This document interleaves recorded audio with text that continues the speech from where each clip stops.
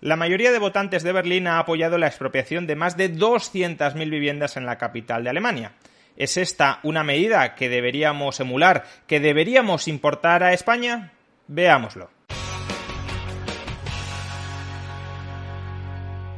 Este pasado domingo no solo se celebraron elecciones en Alemania para escoger al canciller del país, sino que en Berlín también se celebró un referéndum para decidir si había que expropiar más de 200.000 viviendas en manos de grandes tenedores de viviendas o no hacerlo. Y el resultado de este referéndum fue mayoritariamente que sí, que había que expropiar las viviendas. Un 56% de los votantes que acudieron a las urnas en Berlín apoyaron la medida de expropiar a los grandes tenedores de viviendas. Son muchos los que han querido trazar un paralelismo entre lo que se ha votado en Berlín y lo que debería suceder en España. Si en Berlín, si en la capital del motor económico de Europa, de la rica y avanzada Alemania, se está votando por expropiar 200.000 viviendas, ¿por qué no hacer exactamente lo mismo en Madrid o en Barcelona? En primer lugar, el referéndum tiene un carácter no vinculante. Es decir, por mucho que el 56% de los votantes berlineses, que representan aún así el 25% de la población de Berlín,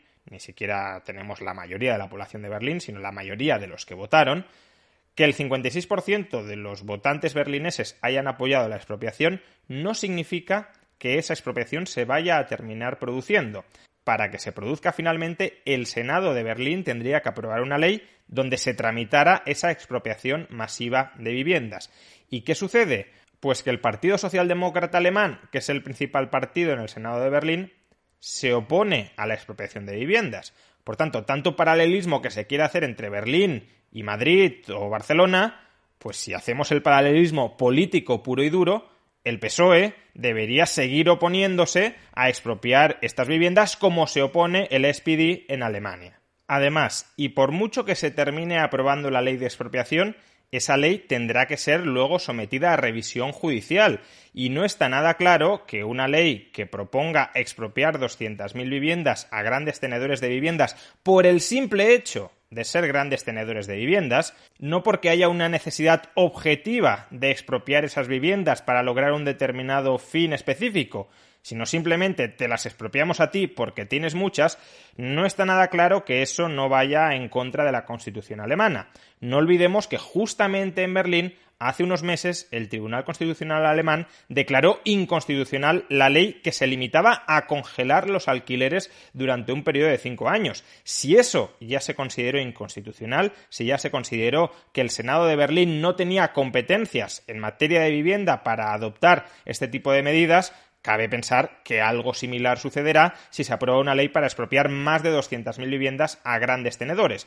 Por consiguiente, no solo hace falta que los políticos, que de momento están en contra, aprueben una ley que canalice el sentir de esta voluntad popular. Hace falta que la voluntad popular no vaya en contra de la Constitución, es decir, del respeto a los derechos individuales de los alemanes, y en este caso claramente atenta contra el derecho de propiedad de los alemanes. En segundo lugar, la propiedad en Alemania está mucho más concentrada que en España. Alemania es un país donde el alquiler está mucho más profesionalizado, es decir, donde existen grandes empresas que han comprado o han construido viviendas específicamente para alquilarlas. En España esa parte del mercado se está empezando a desarrollar ahora, en los últimos años, pero está muy poco desarrollada, de manera que la concentración de la propiedad es mucho menos intensa que en Berlín. En particular, este referéndum para expropiar viviendas afectaba a los grandes tenedores, definiendo como grandes tenedores aquellos que tienen más de 3.000 viviendas en propiedad. Por ejemplo, solo una empresa, Deutsche Wohnen, tiene más de 100.000 viviendas en propiedad. Claramente es un referéndum que prácticamente está hecho a medida para expropiar las viviendas de esa compañía. En España no tenemos concentraciones de la propiedad de esta magnitud. Por ejemplo, si nos focalizamos en los grandes tenedores de vivienda de Barcelona, según los datos que proporciona el Observatori Metropolità d'Habitatge de la ciudad condal, el 0,2% de los propietarios de vivienda tiene el 10% de las viviendas de Barcelona.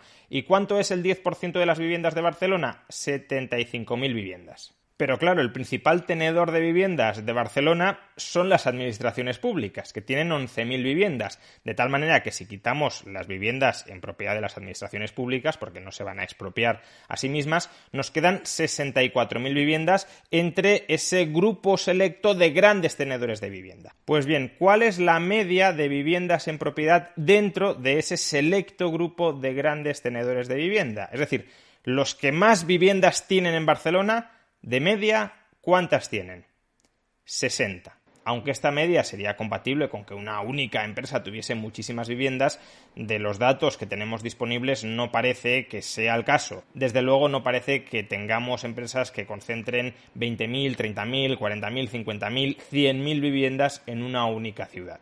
En tercer lugar, tampoco se suele mencionar que la expropiación lleva aparejada una compensación, un justiprecio al expropiado, un justiprecio que si está muy por debajo del precio de mercado sería claramente inconstitucional, con lo cual al final se trataría de utilizar el dinero de los contribuyentes para comprar viviendas a precios de mercado, esos precios que los que están a favor de la expropiación suelen decir que son precios especulativos, precios demasiado altos. Habría que pagarles ese precio de mercado o aproximadamente ese precio de mercado a las grandes empresas tenedoras de grandes cantidades de inmuebles y desde luego la factura no sería escasa. Por ejemplo, si expropiamos 200.000 viviendas a un precio, pongamos medio de 200.000 euros, la factura total asciende a 40.000 millones de euros. Eso es el 4% del PIB de España o, por trasladarlo a datos de la Comunidad de Madrid, son 2 años enteros de presupuesto de la Comunidad de Madrid. Es decir, habría que destinar lo que gasta la Comunidad de Madrid durante 2 años, todo lo que gasta durante 2 años, en educación, en sanidad, en dependencia, en la propia burocracia administrativa, en subvenciones de todo tipo, habría que destinar todo el presupuesto de 2 años de la Comunidad de Madrid para comprar a precios de mercado 200.000 viviendas. Es decir, que al final sería una enorme transferencia de recursos desde el bolsillo de los contribuyentes madrileños al bolsillo de aquellos ciudadanos que fueran agraciados con el alquiler de una de estas viviendas públicas a precios sustancialmente por debajo de los de mercado. Sería casi como regalarles una casa a estos madrileños pagada por todos los restantes madrileños.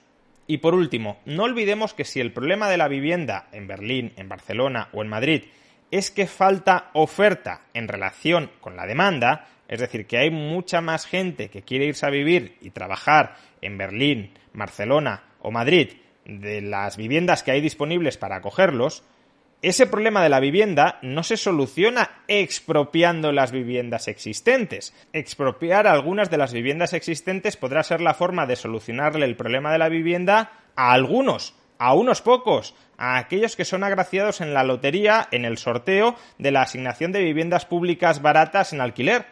Pero a todos los demás, todos los que quieren irse a vivir a Berlín, a Madrid o a Barcelona y no pueden ir a vivir a estas ciudades porque no hay pisos en alquiler que puedan alquilar, a esos no se les soluciona el problema de la vivienda.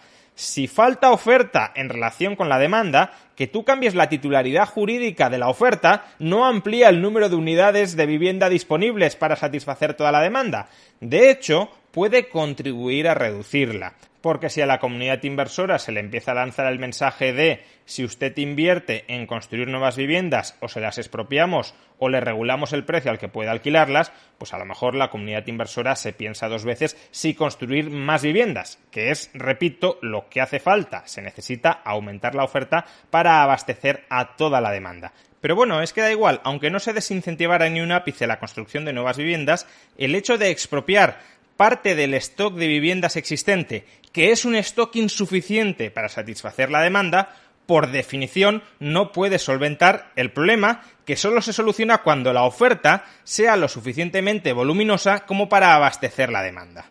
En definitiva, por mucha propaganda con la que nos hayan bombardeado durante los últimos días acerca del referéndum en Berlín para expropiar más de 200.000 viviendas, lo cierto es que se trata de un referéndum que probablemente nunca llegue a materializarse en resultados tangibles, ya sea por obstáculos políticos o por obstáculos jurídicos. Se trata además de una medida que no es exactamente aplicable en España, porque en España no tenemos el tipo de grandes tenedores de vivienda que sí existen en Alemania. más de 100.000 viviendas en manos de un único propietario en una única ciudad. Eso en España no existe. Pero es que además el gran perjudicado de este tipo de medidas no serían ni siquiera estas grandes empresas, a las que se les compraría, se les expropiarían las viviendas a precios cercanos a los de mercado. Los grandes perjudicados de esta medida serían los contribuyentes, que tendrían que hacer frente a una factura onerosísima para rellenar los bolsillos de aquellos inquilinos que fueran agraciados con una de estas viviendas públicas. Porque, por último, no olvidemos que esta medida no soluciona el problema de fondo. El problema de fondo es que la oferta de vivienda es insuficiente, es escasa en relación con la demanda. Por tanto, esta medida únicamente beneficia a aquellos que esperan ser agraciados con una vivienda de alquiler a precios por debajo de los de mercado. Por tanto, se trataría de una masiva redistribución de la renta desde el conjunto de los contribuyentes a ciertos inquilinos privilegiados. En definitiva, el referéndum no vinculante a favor de la expropiación masiva de viviendas en Berlín no es el triunfo de la democracia, es más bien el típico fracaso del populismo democrático.